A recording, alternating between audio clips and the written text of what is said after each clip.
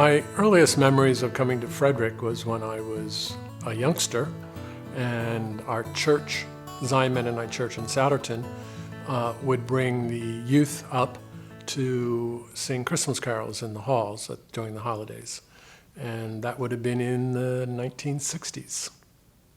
It was Frederick Mennonite Home, and it was main building, the three-story white columned building with the 1957 wing attached to it.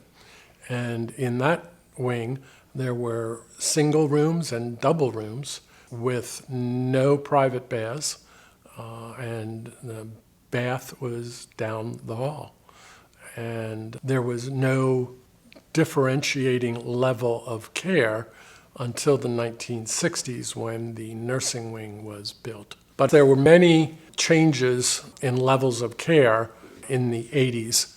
Personal care or assisted living came into being more formally, and that was a way for Frederick to expand its services for the residents, not just having independent living and nursing, but yet another level of care, so that it helped complement what Frederick was offering to its residents and potential residents. My father, Ronald Price, was a board member at Frederick in the 1960s and 70s, and then he got off the board and came back on the board in the 80s and 90s.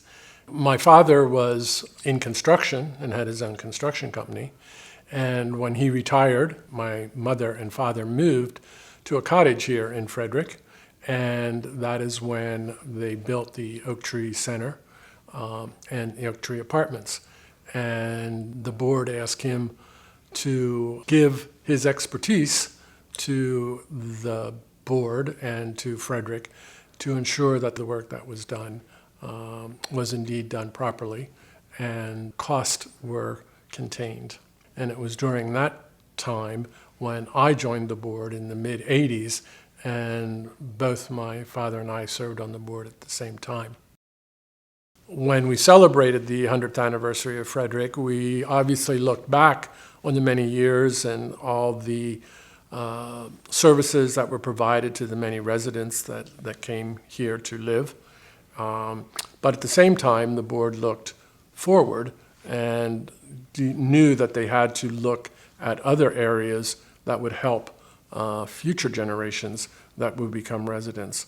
And that, at that point, was creating Aspen Village, which was a memory care facility, as well as replacing the old three-story white column building with a similar building, and then increase more personal care units at that time. So I'm hoping that the board in 2021, when they celebrate the 125th anniversary, take a time to reflect on what has transpired, but also look forward and plan for what future generations and future residents will need and can come to Frederick to live in their retirement years.